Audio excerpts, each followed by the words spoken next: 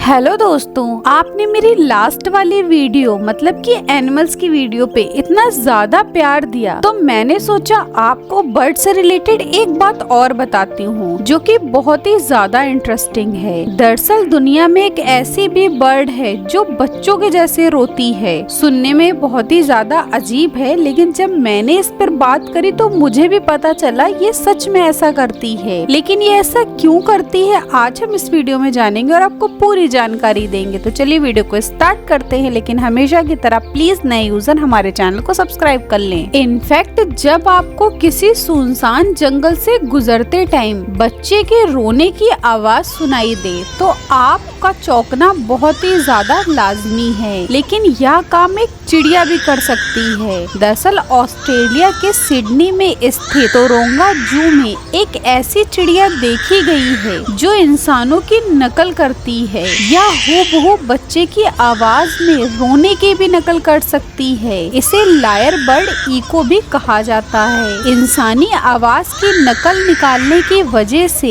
इसे नकलची चिड़िया का नाम भी दिया गया हुआ है। दरअसल ऑस्ट्रेलियन म्यूजियम के मुताबिक लायर बर्ड आवाजों की नकल करने में बहुत ही ज्यादा एक्सपर्ट होती है। यह आसपास किसी की भी आवाज जैसे लकड़ी काटने वाली मशीन, कार का इंजन, जानवरों की आवाज और बहुत सारी नकल कर सकती है। चिड़ियाघर के प्रशासन का कहना है कि कभी कभी ये बर्ड ऐसी आवाजें निकालती है कि यहाँ के कर्मचारी घबराकर भाग जाते हैं। और नेशनल आयोडीबोन सोसाइटी का कहना है कि नर लायर बर्ड कई बार प्रजनन के लिए आवाजें भी निकालता है। जब नर लायर बर्ड मादा के साथ रिलेशन बनाना चाहता है तो जोर जोर से तरह तरह की आवाजें निकालना शुरू कर देता है। इनके बीच प्रजनन आम तौर पर जून से अगस्त के बीच में होता है। इस दौरान यह 4-4 घंटे तक गाता रहता है। और तो और